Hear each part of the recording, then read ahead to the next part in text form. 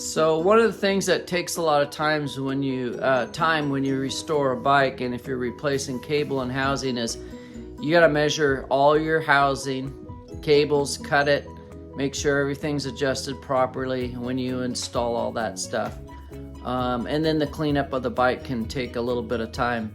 So I may go through a little bit of that, but chances are I'm just going to tell you how much time it took me, okay? First of all, this is what we're going to restore. It's an old GT. I'm not sure the age of it, but it's called looks like Timberline, and it's a 3x7 speed bike, mountain bike. And of course, you can see this ratty old seat. That's going to get replaced. Probably not with a brand spanking new one, but a better one than this. So I'll save some money that way. These grips, they start getting sticky and crappy, so that's going to get replaced. I possibly might have this bike for myself or just a camping cruising bike. So I'm going to install new handlebars that are going to have a bigger bend on them, so you're more upright seating position. And already I've started on freezing up these shifters. A lot of times these shifters won't shift anymore for one reason or another. Maybe it's been left on the side yard and water and junk has gotten inside. So I free them up with Tri-Flow. So that's already been done. And then of course, because of new handlebars, I'll be replacing brand new cables and housing. Because of the length, you need to install longer cable and housing to take up the space for the taller bars. So that will happen. Then as you can see, it's going to need a really good clean up. I've already checked the chain, and the chain is in okay condition. It's not all stretched out. Yes, it needs to be cleaned up and lubed, but that's not too big of a deal. I won't need to replace that.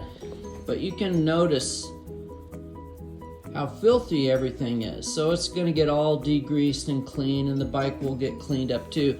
And then these brake pads, let's talk about those a minute. Now you can see I'm trying to put my fingernail in these. So these are probably the original, and they're as hard as a rock. So when you go to slam on these brakes, they just kind of slide over this. They don't grip at all, so they need to be replaced. And some of it you can even see over here, a little crack going on. So I'm going to replace those pads. And then let's talk about tires a minute. There again, you can see this brake pad's all cracked up. So those will get replaced. Well, these tires, they look okay, but yes, they're cracked. You can see the cracking going on, so I'm gonna get some fresh new rubber on those tires and those rims, and that will be really good. Now, one thing that I do whenever I start thinking about even possibly purchasing a bike or restoring a bike is I'm gonna spin the wheels to make sure that they're pretty true. So that's one thing that does not need to be done. And as you can see, they're pretty darn true. They're not rubbing the brakes, and they're a little out of true, but not bad, not a big deal. So that's one thing. If you buy a used bike, make sure you're spinning those wheels to make sure they're not all crooked and bent, because that's just something else that you need to do. And here's the rear wheel that I've already taken off, and you can see all the cracking going on. So this bike definitely is going to get a couple new tires on it. And then also, what us bike mechanics call the dork dish right here. This is what goes behind this mechanism here. This is a freewheel. In case things aren't adjusted right, your chain doesn't go into the spokes, but hey, you don't need these stupid things on here. They crack, they start making noise, and they just look ugly. Dork dish, get rid of it. So anyway, that's already been done. The freewheel actually is working really nice now. It was almost frozen and not spinning well. You got freewheels, you got cassettes. The freewheel's got all the bearings and guts inside this mechanism right here, not the hub here. If you have a cassette, that's when you're gonna have all the guts inside this hub, but this is a freewheel, so. And it's in pretty decent condition. Once I clean it up, it'll be fine. If you look at the condition of these teeth here, see how they're nice and square? That's what you want to look at. If they're sharp, looks kind of like a shark tooth, really sharp, then chances are it's shot. It's been stretched out because no one has changed the chain and it's just been overused. So that's a good point to look at too when you're purchasing a used bike or going to restore something, because if that's sharp, you're going to need to replace that, because if you replace your chain, then your gears are just going to start slipping. So a couple of good things: you got a good decent chain once it's clean, you got a good decent freewheel, so your gears are going to be good. And now that the gears have been freed up now and they shift okay, once I put the new cables and housing, it'll be like brand spanking new.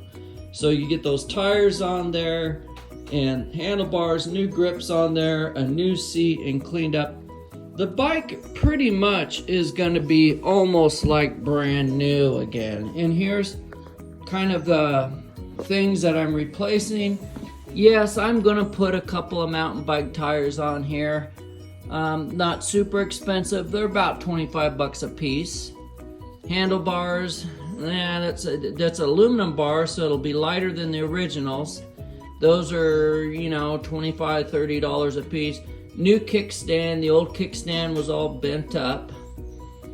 Almost brand spanking new seat, but if you had to purchase a seat, that's another 35 bucks probably.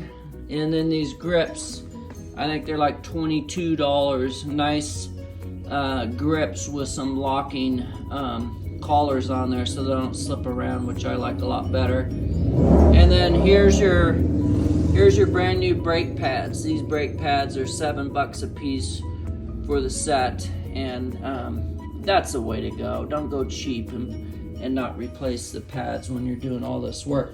But anyway, that's about it for now. Hey, thanks for joining me. John 805 Mobile Bike Repair, the Flying Fletchers YouTube channel.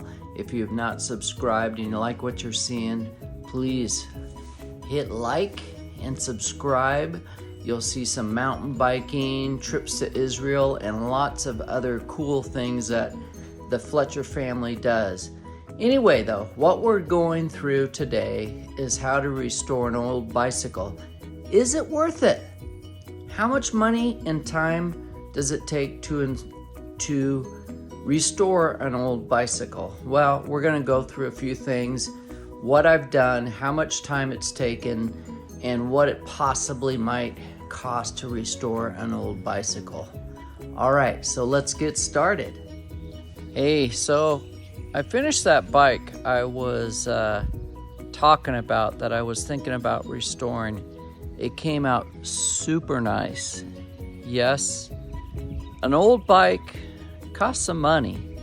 If I was going to do it for a customer, because I own 805 Mobile Bike Repair, I'd have to charge probably about $350 with all the parts and the labor that went into it. Would it be worth it? I don't know. That's up to the individual, but I may end up keeping this bike and cruising around just because it's nice, it's nostalgic, it's vintage, old mountain bike, kind of like what I first started out 38 years ago riding, an old Schwinn High Sierra. And this one is a GT Timberline. It's all done up, different handlebars, a lot lighter than the steel ones, brand new cables, housing, brake pads, the wheels are true, brand new tires, even Thorn proof tubes in it. But hey, it's ready to ride. It's very comfortable. Put a different seat on it. So take a look at it. So here it is, finished product.